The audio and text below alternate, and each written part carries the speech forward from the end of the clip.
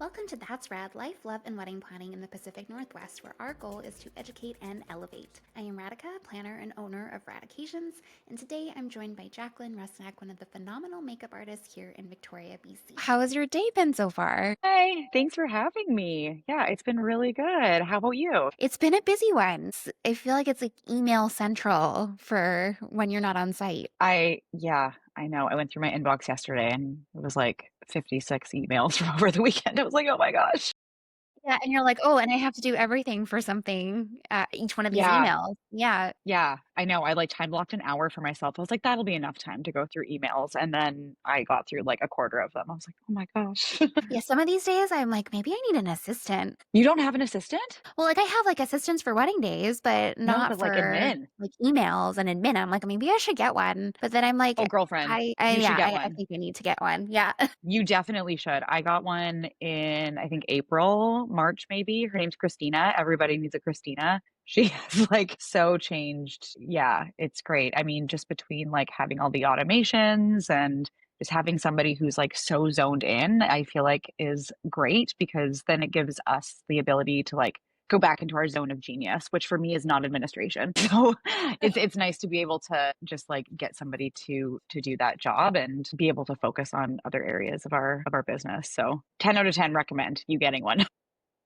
I know, and here I am telling everyone that they should delegate as much as they can, and I and I delegate so many things that I'm like, "Oh, no, I can do that myself." I feel like that's so much like an entrepreneurial mindset though. I don't know if that's like a woman thing or maybe just like I'm like that too because I'm just like, okay, it's fine. I can do it. I can do this. I can do that. And then like slowly it's like this small trickle and it's like, okay, wow, now I'm burnt out and I don't have the ability to do other things. So yeah, I'm definitely the same. Actually, that actually is a really good intro to my question for you. How have Okay. you found the process with building your team and managing your team? Yeah. I was in Vancouver several years ago and that was like right after COVID. And COVID was a blessing and a curse. I think anyone in the wedding industry knows. But after COVID, it was just like this flood of work, and it was like, yeah, it's so exciting. So I actually ended up hiring a team when I was in Vancouver, and I just kind of like slapped it together and Frankensteined it, and didn't really know what I was doing. But I had years of like restaurant and hospitality leadership, so I had an idea of how to run a team. But it's so much different when it's like your passion and your own business. But I think I did a lot of things right and a lot of things wrong. And so now coming over into Victoria years later, I have my own business coach and mentor and somebody that's been able to help me with that. I think it's been a lot more streamlined, but it's still a challenge. I think anytime you work with people and you bring them into your brand, it can be a bit intimidating, I think. And I'm very, very grateful that I've been connected with some really great stylists and artists in the area and all over Vancouver Island. And it's been very eye opening to me as well, being able to work with both stylists and artists who, have different experiences than you. Um, and even somebody who's like your quote unquote junior. And it's really, really cool to work with them and, pick up things from them. And it's made me kind of like broaden my lens a little bit to be like, I should do X, Y, and Z, or I should up my pricing, or I should maybe be a bit more strategic with this or with that. And so I feel like it's really allowed me to have a bit more of like thick skin and a softened heart a little bit because then there's other challenges with growing a team as well. I think, what we were talking about just moments ago with the whole admin thing. I'm definitely a control freak. I'm very much like, I'm not type A, but like, I just have so much anxiety that I'm like, I just need to be in control of everything at all times. And so I think that is a big like block, or it can be a big block for people with hiring a team. And I know like you said you have assistants and other people that that you work with as well. And so I know you're shaking your head. I'm sure any other person that has a team or has been on a team can kind of, I would hope, like relate to that as well. Yeah, and I know I came from having a team of planners and assistants, and now we have a team of assistants for the wedding days. And I Mm, found that the management of all the people and the personalities was like another job on top of managing my own yeah. weddings and promoting the business. And it was almost like I needed another person to be like the general manager of the people Yeah. that were working on the team.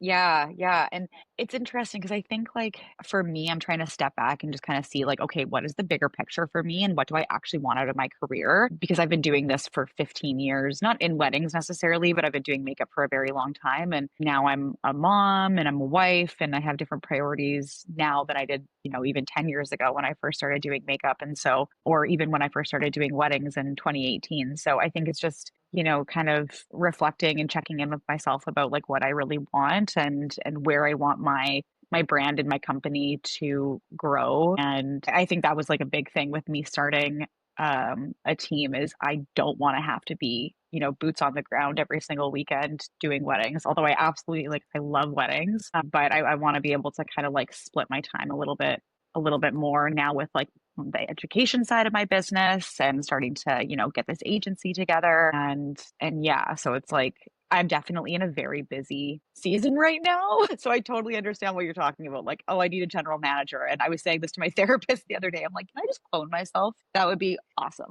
rather than taking something off my plate because I just need two of me. So I totally get that. Yeah, I know we're a long ways away from cloning though. More like if you want like an AI clone, maybe. Yeah, I don't know about that. I'm I'm a little bit weary of the AI cloning. I'm like, I'll just have my Christina. I'll just have my assistant for now, and that'll be okay. Yeah, I mean, I feel you. I'm on the same page with AI. It makes me nervous. Makes me a little bit nervous. I'm like, oh, this Yeah, is really cool. But then when I really think about it, I'm like, oh, I yeah, don't know. maybe not so much.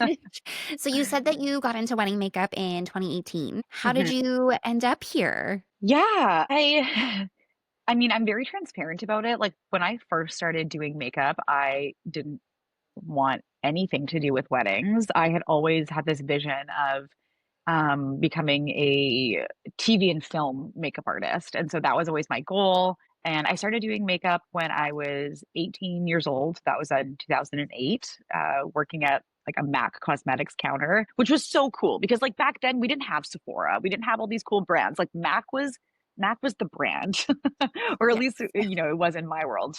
That was really cool, and it just like exposed me to different things.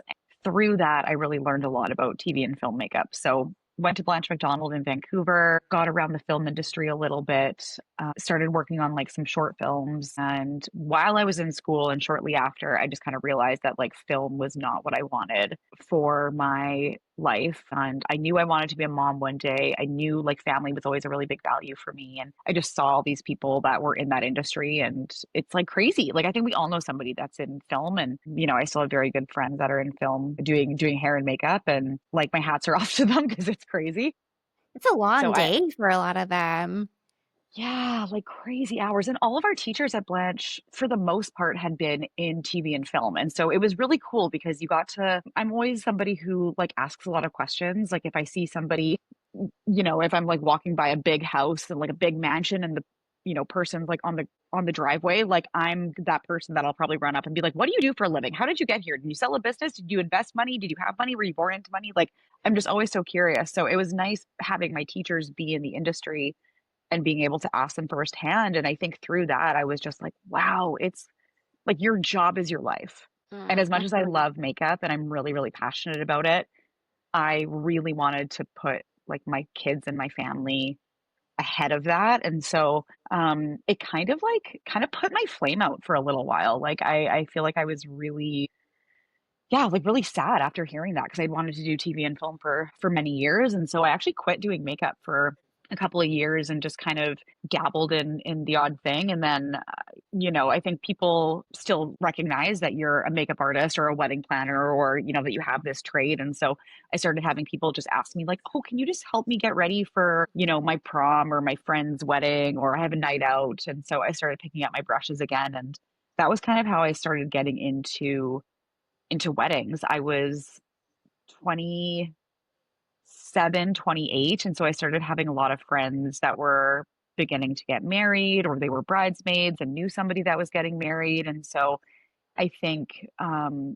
I'm from a very small town and in Alberta, and so people didn't want to spend a lot of money on that. And so I was offering it for really, really cheap and also a familiar face. And, getting on those weddings, I started realizing I'm like, holy shit, I can actually make like a lot of money doing this. And I can control my hours a little bit more than, being on a film set or being on like a commercial set in certain respects. And so it just kind of snowballed from there. And I think those couple years that I took off from makeup, like I said, I dabbled in different things and it really started to spark this like entrepreneurial spirit in me. And so for me getting into weddings, it was kind of like this beautiful mix of like me being able to create my own brand and create and talk about things that I was really, really passionate about, but then also be able to bring in like that beauty aspect that I've like ever since I was 13, I had wanted to be a makeup artist. Like I remember playing with my grandma's and my mom's makeup and getting to be around these women on their weddings and just seeing like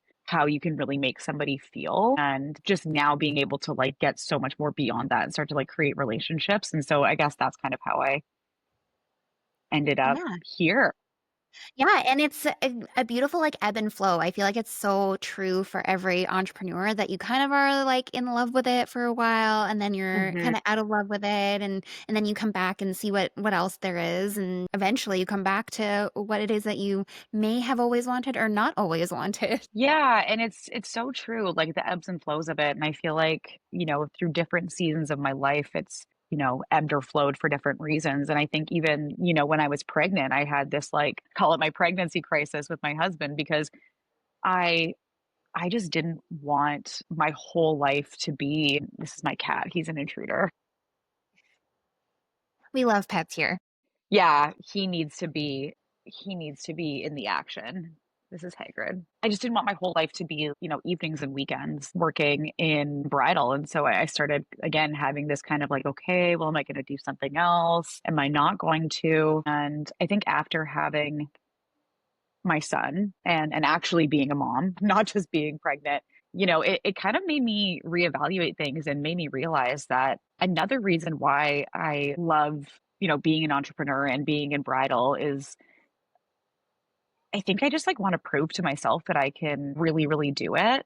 And I just also want to prove to my kids that, like, if you have a dream and if you have a desire, that you can do it. Mind you, I couldn't go and be a basketball player, but like there are certain things that I think are okay to go for. I mean, I've always been a really big dreamer. I think, I was that kid labeled in school being like, oh, her head's in the clouds, she's a dreamer, blah, blah, blah, blah.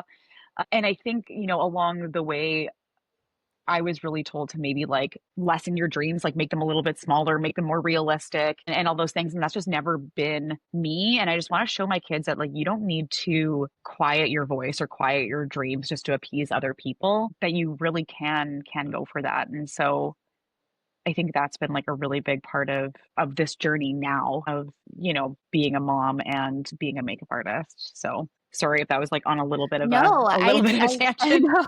I completely get it. I feel like that is something that I have said too, where I was like, I don't know if I want to do like weddings every single weekend. And then, how do you Mhm. spend time with your family? And but then at the end of the day, I did come to that same realization in a roundabout way, just like you did, Yeah. of like, this is like the proof of like, how can your kids see that they can go out and get anything they want if you're not Yeah. going and doing the same thing? Yeah.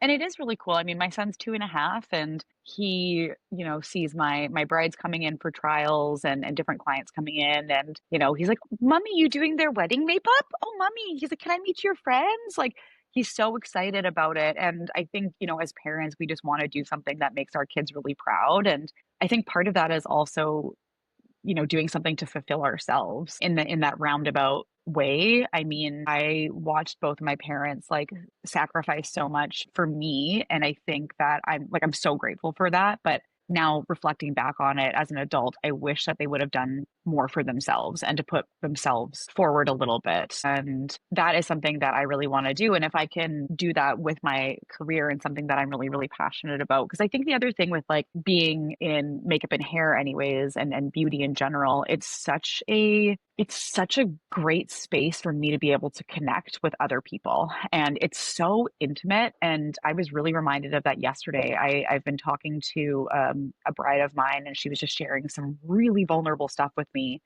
And, I was sharing back with her. And I think, like I said, it really reminded me how intimate of a job this is, where like you get to see somebody in their rawest form And I think that, through I grew up in the 90s and even now, like with so much social media and how, yeah, AI and how fake a lot of the world can be, I think people are so, so hard on themselves. And I see it with like 90% of my clients that are so self-critical.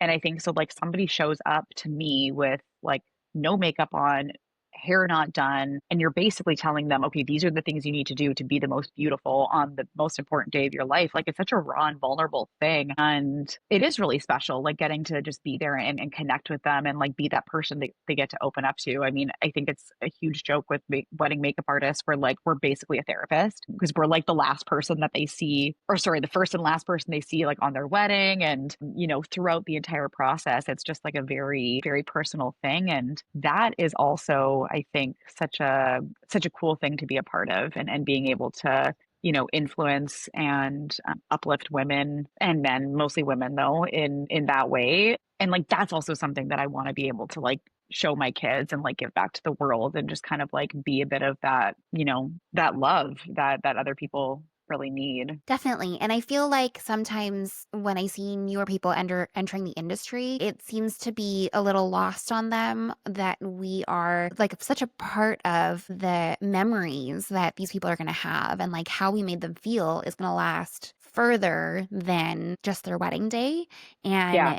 I feel like sometimes people get into this industry for the money and the fame or like the social media Hmm. virality or something. And it's kind of lost that actually, no, it's a people-based, connection-based business at the end of the day. Yeah, it's huge. And I mean, even going back to like the team aspect of it, I mean, I've been very picky with who I've wanted to bring onto my team. And, there's tons of talented people. And I don't just mean in Victoria, Vancouver Island, like this was happening to, in Vancouver as well when I was there. And you need to have both. Like you really need to have that hospitality and that empathy and that compassion for people. And then also be able to deliver with the talent. Like I was saying, you need a bit of a thick skin and a softened.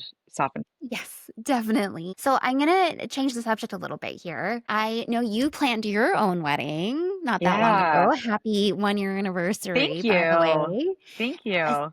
So, what do you think that all couples should consider when they're going through that phase of planning? Oh my gosh, get a wedding planner. And I'm not just saying that because I'm on your podcast. I didn't pay That her to was say that. No, you didn't. That was honestly one of like the biggest things that I think I would change, at least for the month before. Like, I am very lucky that like one of my bridesmaids used to be a wedding planner. And so she helped me a lot with like the year breakdown and she gave me all these checklists. And yeah, so I feel like I'm a pretty organized person when I have a list for the most part. But it is a lot of work. And I think even just, being in the wedding industry, I was like, oh, I do this. I don't do this. Like I do someone's hair and makeup. Like I don't plan an entire wedding. It is so much work. It is literally like a part-time job. That month before, it's like coordinating emails and, coordinating your different vendors and just making sure this little tiny detail gets done, but you can't actually do X, Y, and Z until this time, but you can't do that until this is done. Like it was just so much coordinating. And I would definitely say if I could change something, it would be the month of planner. I think it would have alleviated so much stress because I think I almost got to my wedding date and I was like at a point where like I was so excited to get married and I was so excited for the day, but I was always almost in the headspace of like, okay, I just want this to be done. Yeah, I Not the get it. actual Yeah. wedding, but like I wanted to be done planning. I'm like, okay, I'm just ready to enjoy. Yes. Yeah, and I feel like even if you are like a really type A personality and like you are fully equipped to like do all the things and have like the to-do list and everything, it does get a little wearing on you when it's not something that you Yeah. do all day, every day. Yeah. It's like decision fatigue. Like it was crazy. Yes. Yeah. Yeah. And I find sometimes too, I've seen people, like, even if they are working with a planner, get to a point where they're like, oh, this costs more money. I'm just going to throw more money at it. It's fine. It's fine. Everything's just a Yeah. yes because they're like, okay, let's just get to the day. Yeah, Yeah. yeah, and I get that because it's definitely like, it's like, okay, is it like my sanity or does it cost Yes. a little bit more? And so, yeah, I would definitely budget for that. Definitely. So being on that side of the wedding planning instead of being on the provider side, do you Mhm. think that the wedding party or sorry, the wedding industry can do anything to be a little bit more inclusive? Like the wedding industry as a whole? Maybe like your part of the wedding industry, Yeah. or even if you've got thoughts on as a whole. Yeah, I mean, I definitely think, like, going through the wedding planning process and being a bride myself has made me change the way that my business runs and, like, my entire customer journey because I didn't really have one before, and I think specifically for, like, hair and makeup, it's kind of this weird thing where, like, you don't have a ton of touch points except for the trial, and your trial doesn't really happen until, like, closer to the wedding. Like, for my own personal brand, I like doing my trials about, like, 3 to 6 weeks out from the wedding, depending on the bride, obviously, Hmm. in the situation. But, like, some of my brides book me 18 months out. Yeah. So, if you're booking even 12 months out, which is pretty standard, like, I'm not gonna talk to you for another 10 or 11 months. Like, that's a really long time. And then for me, in my head, I was like, I hope even though I signed, like, a contract or, whatever and gave deposits, I'm like, "Well, I hope they still, like, have my wedding date." You just don't really know. I'm like, "I haven't talked to you. Hello, are you there?" So it has made me, change things a little bit more, and I think also just, like, understanding the amount of stress and, like, demand that actually goes into planning a wedding and, like, the stress on the bride has made me really, I think, just, like, position myself a little bit differently with my brides, even, like, the follow-up emails for brides, and I don't know what you do with, like, follow-up emails, but I was talking to my assistant, Christina, about this, and I don't know, just personally, like, for me, I had so much stuff going on in my head that, like, if my vendor reached out to me and they reached out to me again 2 days later, I'd be like, "Oh, thank you," because I just totally forgot about it. Hmm. Whereas I think before I was a bride, I would feel like I was nagging them. Yes. Where now I'm like, "Oh, no, you just have, like, a million things going on, and you just need, like, a little tap on the shoulders to be like, 'Hey, I'm still here. Like, I'm not trying to nag you, but just keep you on track.'" 100%. And I feel like when you work with the right clients too, they're not going to see it as nagging. They're going to see Yeah. it as you just being on top of things. Yeah, and just, like, really wanting to be there for them and make sure that they are, good to go and in the right, headspace or whatever that might be. So I think that definitely, like I said, changed kind of my entire customer experience, and so now we do have lots of touch point emails where it's like, right after they book to 6 months out, a couple months out, trial, after the trial, just so, just a little like, "Hey, I'm still here if you need anything." Like, "Don't be afraid Right. to reach out to me." So I think, yeah, that would be the biggest thing, and I don't know, and I mean, I don't know if you do this, so if you don't, I apologize, but no, like, so many people don't have their prices listed on their website, which is crazy. Do you have your prices listed? I do. I have a Yeah. range, and I actually just talked about this on the podcast episode that came out this week. Okay. Yeah, and it is basically like I think it's really important for people to have pricing on their website, even if it's a range, even if it's the starting at, Yes. because Yeah, it starting saves at you time, it saves the couple time, and everyone knows that they're on the same page. And I know, there's people who don't really know how much each category for their wedding is going to cost because like they Mhm. have information from the knot or they have information from like their friends that got married 5 years ago. Pricing Yeah. changes. Hello, inflation.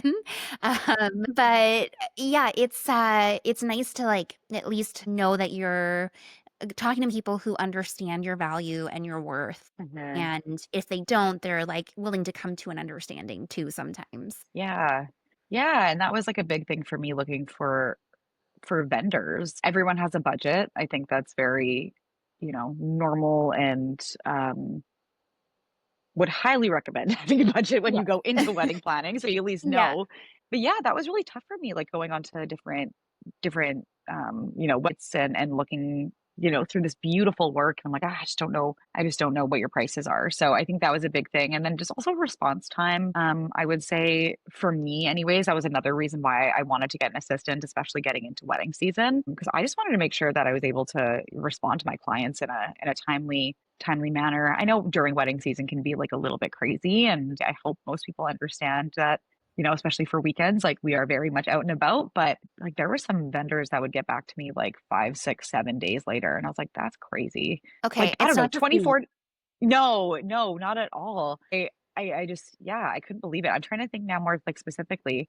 I think my hair and makeup girls were both, like I knew them, so I just reached out to Mm-hmm. them, but, reaching out to, different, like, catering companies and different kinds of vendors was really surprised actually at the response times for people. Yeah, and I find that like I will like yell this from the rooftops. I find that more people in the industry need to have an autoresponder, even if it's just an email that says, "Hey, Yes. got your email and this is when you're going to hear from us," because it saves everybody that question mark of like, "Hey, did they actually get my email? Did it go through the Yeah. contact form? Like, Yeah. what's going on here?" Yeah, is it, like, in contact form, like, limbo? Like, what is going on? Yeah, because like, that's the other thing too, right? Because a lot of the time, sometimes vendors don't even know that, like, maybe their contact form isn't working until Yeah, someone tells them. yeah, no, exactly. Yeah, so with that though, did you find also like this could be like from your perspective as running a business. Do you ever have people that contact you saying, "Hey, we are two grooms and or like we are non-binary." Like how do you find that like the industry could better represent those people? Yeah, I think it's definitely, like, a big thing that needs to get worked on, and even for my own pricing, it's hard because I think that it's not as common, right? So and maybe it's not as common because people aren't offering it. I don't know. Mhm. Maybe that's the catch there. So maybe if, people don't feel represented, they don't bother reaching out. Right. So that could Mhm. be that could well. I definitely think that even, like, speaking from myself, there's a lot of work to be done. I took a look at all my packages and my pricing today, for multiple reasons, and I've done, 2 groom weddings before. I even have lots of, brides that are like, "Hey, my husband or my husband to be is wanting to get, like a style or like a little bit of makeup or they want to feel pampered as well. And so I think, today, like I said, I was looking at some of my pricing and that was one of the gaps that I noticed where I was like, oh, I kind of want to include something for men or for the two grooms and just be able to be more inclusive because that is something that I really stand on as a brand is wanting to include everybody on their wedding day. It's not just women. And so, I had my first two groom wedding was 2 years ago. And I even noticed that in my contracts. So I switched all the wording up in my contracts from bride and bridesmaid and now to just wedding party because it's non-inclusive terms. And so, yeah, I definitely think that's something that needs to be, represented, more represented, better represented, whatever the wording is there. Definitely. And then with that too, like, and hand in hand, like we're talking a lot about inclusivity now and sustainability has become like a really hot topic too. And I Yeah. know that like in the makeup industry, there's definitely things that you can't get away from Mhm. because, you got to keep the sanitation in mind. But do you have any ideas or do you implement any sustainable methods into your business to kind of reduce that waste? Yeah, I was thinking about this the other day and I'm pretty flip-floppy. I will be the first to admit with it because yeah, it is a lot of the like disposable products obviously that are more challenging to be sustainable with, where it's like mascara wands and, lip wands and, the Q-tips and all those kinds of things. So there is ways to get around some of it. Again, I think it goes back to like how much of this is compromising sanitization over compromising sustainability. I don't know. I haven't actually Mhm. looked at like the stats behind some Yeah. of that or like what is realistic between like okay, how much can you actually sanitize X, Y, and Z? But there Right. are things like, with mascara wands, for example, like you can get brushes, like mascara fans that do work really, really well. And same thing with like lip applicators, like you can have a lip brush as well. Mhm. So I do think that those are things. I mean, I use lip brushes still because I mean, when I'm doing a bridal party, I have 8 sets of brushes. Like I'm not going to be using the same Yeah. brushes on anybody anyways. But yeah, there are some things that I think it's a little bit more challenging to get around. But like when I was thinking about sustainability, those were kind of the big ones for Mhm. me within makeup anyways. Yeah. And what about the products that you use? I know I had a conversation with another makeup artist where they were Yeah. saying that, a lot of the green beauty products out there aren't necessarily ones that wear very well over Mhm. a wedding day. And I don't know if that's changed because that was a couple years ago we had that conversation. Yeah, and I think there's a long way to go. And I know like I worked at Sephora many years ago and they were really big on promoting like the clean beauty, green beauty. Again, I don't know how much of that is even truly accurate. I mean, you can look on different brands and their sustainability. What am I trying to say? Forgive my mom brain. I mean, I It's a guess that's like a good conversation for like the fact that there's a lot of conversation around greenwashing with makeup and like the whole like greenwashing. clean girl aesthetic. Have you heard about Oh, that? yeah, yeah, Greenwashing yeah. where like I they like haven't try heard to make it look like they're greenwashing. sustainable, but they're not actually. Got you. Okay, which Yeah. that totally, I mean, I feel like there's again going back to like this facade and the fakeness of things, right? So I'm sure there's like, and again, working at Sephora, there was, the people that'd be like, oh, we're vegan or we're clean or we're this. And now there's so many, people coming out saying like, okay, that's not actually vegan, that's not actually clean makeup. So it's Mm-hmm. like what actually does make it. But yeah, it's the same thing with sustainability. I think that or with being green, I think there's a lot of work to be done. I will say, like, I'm very guilty. It's not something that I really look at, especially for um, a wedding where I'm like, I might be doing your makeup at 8 a.m. and you're going to be, or maybe even earlier, depending on like if it's a South Asian wedding, like I've done makeup at 3, 4 in the morning. And, they need to be good to go for, the evening time, like 7, 8, Yeah. 9, 12 o'clock. So Right. I'm definitely looking for something that is really, really long wearing. Yeah. If the green can't really support that, then it's not something that I would typically look at, which, yeah, like I said, I'm not the best person for that necessarily. I mean, we're all trying, right? Guilty. Yeah, for sure. Yeah. How important do you think skincare is before you even get to the wedding day? Yeah, so I think if you're going to be investing in professional makeup for your wedding day, which is a luxury service, I mean, you're not going to be getting your makeup done every single day, which would be awesome if you did. I mean, if you're It's Heidi Pratt, Heidi and Spencer, I'm pretty sure honestly, she does. a lot of them do. Kardashians, they get Yeah. glam every single day, mind Yeah. you, Sorry. but I'm going off yeah, track I here. would. No, I would love that. But it is a luxury service. And so if you're investing in getting your makeup done for your wedding day, I mean, I'm assuming that it is something that you value and that you are wanting to be, at least part of a focus of your wedding day. And so I think, making sure that you are kind of getting your money's worth. I think, good skincare or good skin is always going to look better under makeup than bad skin. And I think everybody has different skin, and it's going to be different for every single person. Like skincare is going to be different for every single person, but and good skin and bad skin is going to be different for every single person. It's quite subjective, but I think just doing a little bit to take care of your skin leading up to the wedding day is also going to last you past your wedding day. It's something that's going to make yourself feel really good, and I think that it is a really it can be a really intimidating journey for people. Talk to either makeup artists or, brides or everyday women about their skincare all the time. And I think it can be super overwhelming. And so I know for me, sometimes when I get super overwhelmed with something, I just get paralyzed. I'm like, nah, I'm just not going to do it. Right. So I'm sure that's kind of, the vibe with skincare sometimes. But I say just like start with cleansing your skin and moisturizing. That's super, super basic, but it is going to make a huge difference in your skin. Just like washing your face at the end of the night with a cleanser and using a moisturizer. Like I had a bride the other day, her skin was so nice. She has oily, acne, problematic skin, and she just uses the Life brand, which is like, I think that's from like Shoppers or Wow. If something. only we Like could all it's be so lucky. yeah, but, like, she showed me her skin before, and I was like, "Oh, wow," like, she definitely has, like, acne, oily skin, and it just worked for her skin, and it doesn't mean it's gonna work for everybody, but I think Hmm. trying to, find something that works and it's cheap, it's, like, 20 bucks a month for her Hmm. to be able to do that, so I would say it's huge. I mean, I if you think about going and, like, painting on a wall or even, like, painting on a picture, if you have, this wall that's all, cracked and there's chunks missing off of it. And I'm like, oh, what's gonna fix this? A nice coat of paint. Well, you're still gonna be able to see all the texture and the cracks and everything that's missing behind it. But if you actually go and like drywall it and you let it Hmm. dry and then you sand it and then you take care of it properly and then you put the paint over top of it, then it's gonna be a finished product. Like the paint isn't just gonna fix it. It's gonna kind of mask it a little bit. And I think the same thing goes with makeup. And I know earlier we were talking about like the clean girl, like natural makeup, which is so popular right now. The base of that is good skincare Hmm. and taking care of your skin. So I think investing into that is good. And I mean, heck, if someone's like really overwhelmed by going to Sephora, like don't go to Sephora. Start with go to the drugstore.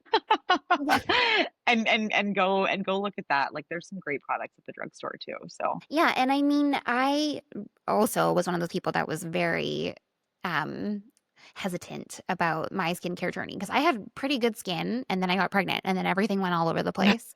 And I actually ended up going to a facialist and I was really nervous because it was a friend's recommendation and the people I've gone to before, they just seem to like push products on you. And this Mhm. was the exact opposite experience. And I'm still going to her, not as often as she would probably like it like, twice a year, it really helps, and it's really good that I've got, like, a skincare routine that it's meant for my skin, Yeah. and, like, it's if it might work for my skin, it might not necessarily work for somebody else's, like you were saying with that bride too. Yeah. Yeah, and even, like, I had another bride the other week who from, her trial, her skin wasn't bad, but, like, she had noticeable texture, she has oily, acne-prone skin, and then her wedding was just 2 weeks ago, and I was like, "What did you do?" Like, her skin was like butter, like, oh my gosh, like, I just wanted it was beautiful, it was so nice. I'm like, "What did you change in your skincare routine?" She was like, "Oh, I'm using less." She's like, "I was overdoing it before. I was over exfoliating and I was using this too much." And so I think that just really goes to show that like more skincare and, doing the 7 or 9 step routine with all these, Mhm. serums and toners and whatever isn't always the answer. Sometimes you're just clogging up your skin and you're just overdoing it. And so, like I said, just starting with like a cleanser and a moisturizer. Like if my brides are like, "Yeah, that's all I do." I'm like, "Good for you." That's Yeah, I awesome. mean, we all can't be like my husband who just uses, like, a bar of soap. It's always the men. I'm like, "Why? Why?" I'm like, "You have perfect skin, perfect eyelashes." I'm like, "Why? You don't even care." It's not fair. So, actually, this is a really good segue into the game I wanted to play with you. A game? Um, My gosh, yeah, okay. I actually even named it. It called it Blend It or Block It. So if you Shut love up. it Okay, if you cool. love it, then you have to say blend it. If you don't like it, then you can say block it, but you can elaborate, okay? Oh my gosh, this is so exciting. Are you showing me, like, pictures? I'm just gonna tell you the Okay, things, and if okay. you need explanation, let me know. I am not that advanced. I'm, like, doing all of this editing myself. Love it. Okay, cool. Okay, the first one is mouth taping while you sleep. Like Have you heard of the, this? is it like the little, like no, what do you mean mouth taping? Okay, so you can get you can buy this and it's like a little like piece of like plastic or something that you tape over your mouth and it's supposed to like close your mouth while you sleep and like the TikTok girlies are saying that like it helps with like, the under part of your chin because that's apparently something we need to worry about now. Add it to the list. Add it to the list of things we need to worry about. My gosh. Block it. That is ridiculous. That's Yeah, crazy to me. Use a right? facial roller. That's what I was thinking. I am such a mouth breather, like, I would die. I would actually suffocate and die. I don't know how to use my nose to breathe, so I would Yeah, I that's would die. fair. That's crazy. Yeah, block it. Peel off lip stain. I'm indifferent. Okay. I'm indifferent. I haven't tried it, Maybe you'll so have to that's try why. it and tell us all You know about it. what? I will be very honest, I'm actually very bad with trendy products, which I think is a I don't blessing, know if but it's a bad thing. Yeah. yeah, I'm even pretty bad with, like, some social media trends, like, I try and post and get off as much as I can. So, yeah, I've seen the peel off lip stains, but I haven't tried them, but I've seen some friends who I regard as very good makeup artists using them on themselves. So, I guess for the sake of that and the game, I'll say blend it. Using lipstick as blush. We'll blend it. Yeah. Yeah. All right. Yeah. Yeah. How about brow lamination? No, block it. Yeah. Actually, I kind of feel the same way. I fell for it and I did it. And like Did now I have you? like one, yeah, and then I found out I was pregnant and then I was like, okay, I can't do this Can't anymore. do this. But like my one eyebrow doesn't I have to like put like a lot of eyebrow gel into it now. I was like, why did I ever get this done? Oh my gosh, you're like, "No, regret it." No, and you know what? I think it's one of those things where it can be done very tastefully, but obviously as a society, we take things to the next level, and sometimes I'm just like, "You are so excited," like, all Yeah, the time, which is so fine. excited. But yeah, just it's not for me. That's Not fair. sorry. So we're gonna block We're it. gonna block that one, yeah. Okay, magnetic lashes. I was having this conversation with somebody the other day. Again, I've never tried it. I think because it freaks me out. I don't know. Like, I know that I put all this other goop and shit around my eyes anyways, but like there's something about putting a magnet like right next to my eye. I don't know. I'm gonna block it. Okay, that's fair. I mean, I get it. I get it. Yeah, I'm gonna block You're it. like, "Has this been tested?" Yeah, maybe. I don't know. Okay, the morning shed, AKA wearing multiple skin products overnight, like the face mask, the lip stain, the mouth taping, etc., etc. I haven't heard that term before. Somebody sent me this video, and it's this. I guess he's a dermatologist, and it's this woman who's got like a face mask, two face masks actually, and then like she's got like something to like keep her chin up, and then the lip taping and the lip stain under that, and I Oh can't even my remember what gosh. else. It was a lot, and he's also commenting on how like it's like a big waste too in terms of Yeah. sustainability. Well, I think that like the under eye things too. I just why? Like, just why? Why wear it all overnight? Like, I just wanna sleep and be peaceful. I don't know, I I'm don't gonna block it. know. That seems like a lot to me. Well, and I was thinking too, I was like, how does it all stay on so perfectly? That's what I Yeah. wanna know. Yeah. Like, I Like, I maybe it's like I definitely just, don't like, just, move like, around too much. sleep like that. Like, I even tried to do, like, the heatless curls, like, the wrapping Mhm, of the heatless curls overnight, and I mhm. was like, "This is awful." Like, I couldn't even sleep. It was so bad, and it didn't work out. But yeah, I'm gonna block that one. Okay. Contour with bronzer only. Depends on the person. Okay. Yeah, it depends on the person. I think if they are a really warm skin tone, or I shouldn't say really warm, if they are a warmer skin tone, I would say yes. But if somebody has a cooler skin tone, I would say probably not. It's not really going to create that shadow, but it depends on the person's skin tone. Yeah. Okay, that's fair. So we're gonna blend it. We're gonna blend it. Yeah, we're gonna blend it. And it should be blended. You Yeah. using expired makeup. On myself, yes. Yeah. So bad. I actually went and cleaned out through, like, all my personal makeup the other day, and I was like, "Oh my gosh, some of this is so old." I threw out so much stuff. I mean, like, in my personal kit, like, I had my personal kit, my personal like, my bathroom drawer, I have an eyeshadow palette that's, like, 6 years old that I will Mhm. still use in a blue moon because I barely wear eyeshadow anymore. Skincare and, like, foundation and liquids and creams, I would say, like, there's just such a huge risk for bacteria when it's expired, so that's gonna be a no, like, everywhere. Yeah. So that's a big no. Like, in my kit, no, I'm never gonna have Yeah, of expired course products. not. I think it's, like, such a like I said, it's such a liability thing, and Mhm. also, I don't know if products last that long in my kit anyways, but in but yeah, but in my own world, I would say it depends on what it is. If it's a cream or a liquid, I will definitely toss it. Mhm. If it's a powder, I'll probably keep it because 'cause I'm just like for blush, especially, I just hoard them. I don't know what's wrong with me. I have a problem. I have so many, and I'm like, "This is, like, very old." Well, I mean, I feel like also you're like, I really like this, and then you maybe like forget about it and like a new thing comes out. I do that. Yeah. Yeah, well, Yeah. and that's another reason, like, when I was cleaning out my drawer, I was like, "I forgot I had this, and I forgot I had this product." I'm like, "I don't need to go shopping anymore for makeup." I Yeah. just, like, go through my stack of things in my drawer, so Definitely. Okay, last one. A DIY skincare before makeup application. So this is like, your homemade stuff, like your scrubs and things. I'm all for, like, a homemade sugar scrub. I feel like those are good, especially, like, if you wanna do, like, a lip scrub or something. I feel like that's something you Mhm. can do super easy. I'm indifferent, though, because I don't know, there's also some really weird shit out there with Yeah. people, like, they're like, "Oh, I just put this apple cider vinegar all over my face," or, whatever, where I'm like, "Oh, you're Mhm. gonna burn your Yeah. face."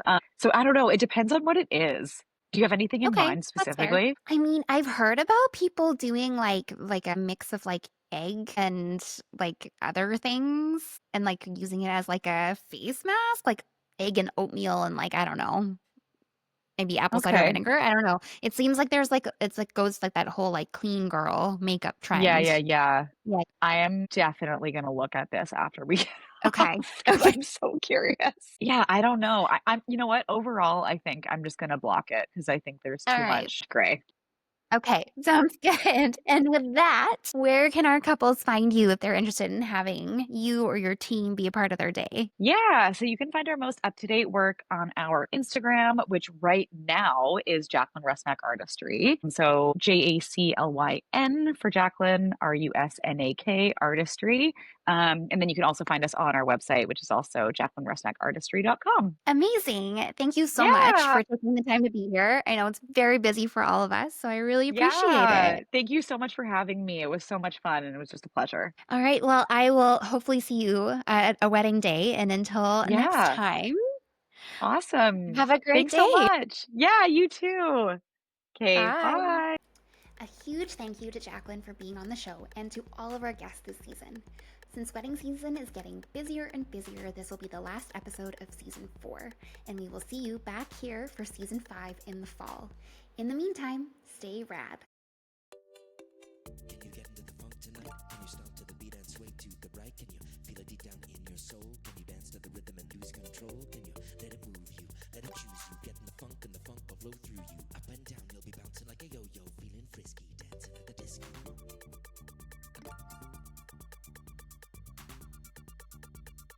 Let's get up and dance. You got me bounce, bounce, bounce, bounce, bouncing like yo-yo. Can you feel my heartbeat fast? Can you make the moment last? Can I hold you in my trance? My cannon fire in my magic dance. I really groove you. I wanna choose you. Pull up a seat and watch the music move you. Getting lost in the moment, we'll go crazy for each other, dancing at the disco. Can you get into the funk tonight? Can you stomp to the beat and sway to the right? Can you feel it deep down in your soul? Can you dance to the rhythm and lose control? Can you